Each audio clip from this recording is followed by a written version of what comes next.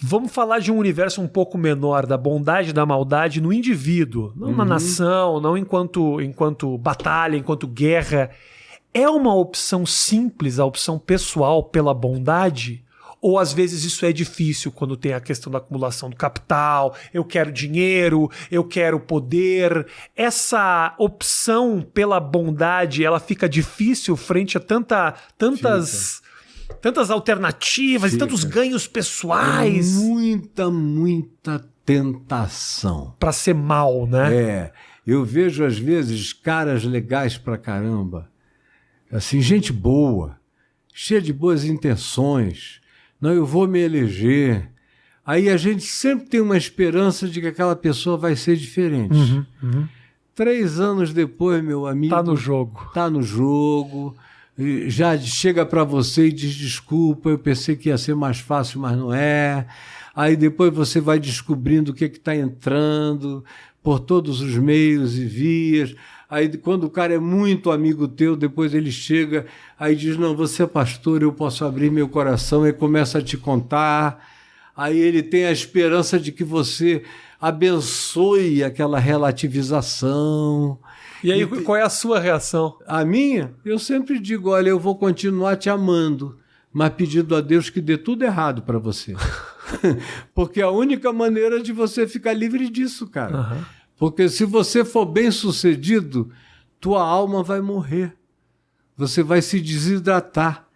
Você vai entrar em estado de não solução. É daí que vem a palavra dissolução, que é a perda da solução da identidade original do indivíduo, a perda do processo de individuação para o bem. Quando você torce para esse cara, eu entendo você torcer para esse cara se dar mal, e eu faria da mesma forma, mas existe mal que dá certo? Existe mal que dá certo temporariamente. Essa casa uma hora cai? Cai sempre. Sempre mesmo? Nunca Me dá essa caiu. Esperança, Caio, porque eu fico com a eterna esperança de que tem mal que morre feliz, como se nada tivesse acontecido. Mas você acha que não? Uma hora... Não cai. Tem gente que pratica o mal até morrer. Mas o mal que ele fez vai ter um fim e ele vai ser sepultado na desgraça das gerações futuras. Eu nunca esqueço o que o Gandhi disse. O Gandhi, para mim, foi o maior cristão desde o apóstolo Paulo na história da igreja, e ele não era cristão. Mas tudo que ele praticou era do Sermão do Monte e do Novo Testamento. Aí quando os ingleses, que eram cristãos, perguntaram a ele se ele cria em Cristo, ele falou, em Cristo eu creio. Eu não creio no vosso cristianismo, mas em Cristo tudo que eu faço tem a ver com os princípios dele, de resistência pacífica, de perdoar os ingleses ao invés de propor guerra, ódio, de desmobilização de conflito entre islâmicos e indianos. Tudo que eu faço eu aprendi com Jesus. Eu não sei como é que vocês se dizem cristãos e não praticam absolutamente nada e não creem na mensagem mais poderosa que já foi trazida ao mundo. Agora, eu vejo muita gente que morre na maldade, mas o reino dele é completamente destruído e acabado. Disso aí não tem a menor dúvida. O mal sempre tem dias contados. Tem uns que são muito afoitos e dão pernadas em si mesmos e acabam antes da hora. Tem outros que são mais putinianos, filhos do Putin, e aí vão ficando mais tempo. Entendi. Mas vai cair. Isso aí pode escrever.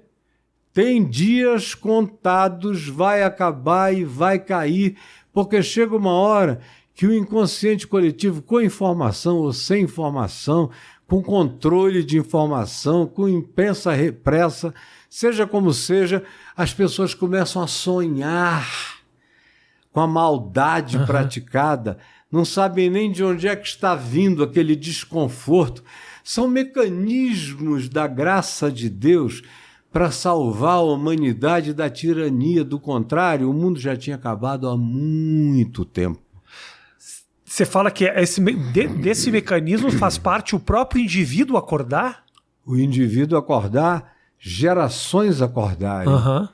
E, por exemplo... O indivíduo que pratica a maldade, uma hora também acorda? Nem sempre. Ah, A não, maioria esse não. das vezes, esse A maioria cara, não. ele vai até o fim. Entendi. E quando ele acorda, é por conveniência. Quando ele viu que vai acabar, aí ele dá aquela virada. Quando ele tá na crista da onda, não é problema. Não, mas quando ele começa a ver, e ele é inteligente o bastante para ver que o bumerangue está voltando, Tá. ele faz o possível para dizer, olha, eu enxerguei... A gente tem que estabelecer democracia, liberdade, isso e aquilo, para ver se ele morre em desgraça menor. Tá. Mas, inevitavelmente, é sempre isso que acontece. Você quer ver um exemplo de como essa coisa opera? Hoje em dia a gente tem a internet. Você está em Nova York, mas eu te vejo todo dia. Sim. Vejo o teu sucesso, fico feliz da Obrigado, vida, meu te irmão. abençoo. Muito feliz. Importante para mim muito isso, poxa. Agora, quando não tinha, eu me lembro de uma pesquisa que os japoneses fizeram com macacos há uns 50 anos atrás, e eles colocaram comunidades de 20 macacos em ilhas do Japão. Olha que coisa fantástica. E aí eram ilhas onde não havia a comida convencional desses símios. E só havia, tipo, raízes profundas, que você tinha que desenvolver uma ferramenta para cavar. Aí eles começaram a sentir o cheiro, o odor de que tinha alimento em algum lugar abaixo da terra. Aí pegaram as pedras, começaram a cavar, usar instrumentos. Aí acharam a raiz era dura demais. Aí o primeiro que achou, em todas as ilhas tinha um riacho, perto dos lugares das raízes.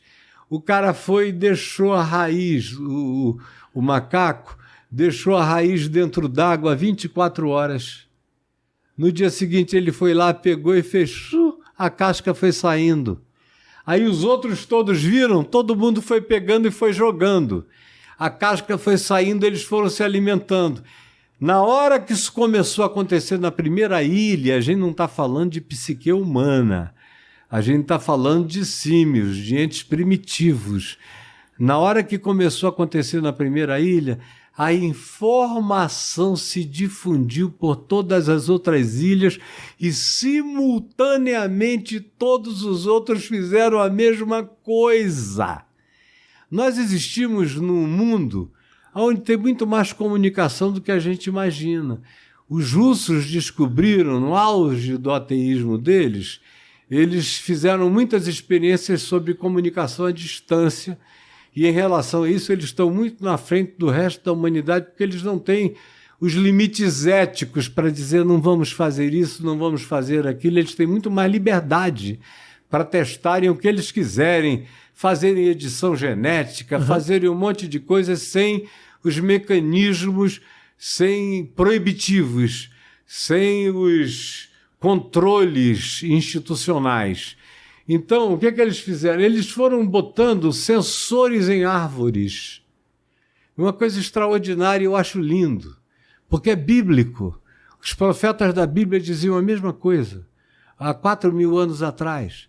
E aí eles botavam um cara com um machado na mão e diziam, anda na direção da árvore com a intenção de cortar. E os eletrodos nas árvores, e os aparelhos medindo. Rapaz, as árvores uivavam quando o cara chegava com a intenção de cortar. Cara.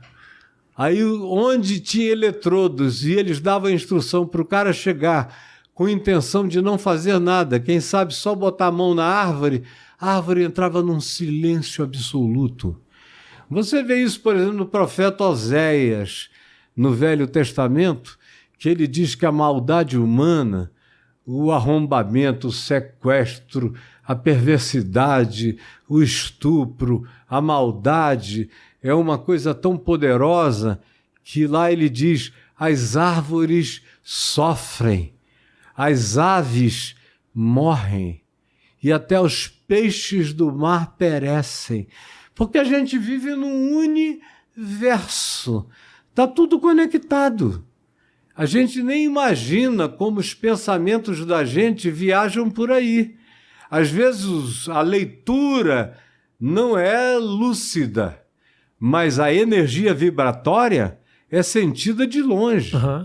Quando você vai ficando treinado nisso, você às vezes vai passando na rua de costas assim para o indivíduo, você sente aquele baque Sim, de que tem um negócio emanando dali que não é legal. A pessoa fala aí, energia pesada, essas coisas. Mas tem muito mais do que isso. E está tudo conectado. Hoje em dia, com física, mecânica quântica, com tudo isso, a gente sabe dessa interconexão de todas as coisas. A mecânica quântica, quando te diz que se você olhar para uma partícula subatômica aqui, ela muda na hora só com o teu olhar, ela se altera. E se cada partícula subatômica tem no mínimo um recíproco gêmeo, que pode estar do outro lado da galáxia e sofrendo o efeito da tua observação local, para você ver a sensibilidade universal. Não tem um negócio do cara que é irmão gêmeo, o cara sente uma dor e o outro sabe que sentiu. Como é que existe isso se não há nenhuma conexão a princípio de células ali entre um caso e outro? Um tá num país e o outro não se liga, tá bem o fulano. Criados separados às vezes. Separados. Separados tá sofrendo por alguém que ele nem conhece. Nem sabe que existe, sente a mesma coisa, sente o braço, sente a dor, sente a angústia. Às vezes somatiza o mesmo tipo de doença que é psíquica no outro. Isso são fenômenos extraordinários e que são muito pouco estudados. A ciência deveria se concentrar muito mais nisso, porque isso tem muito mais a ver com a nossa saúde humana, mental, espiritual e psicológica do que as pessoas imaginam.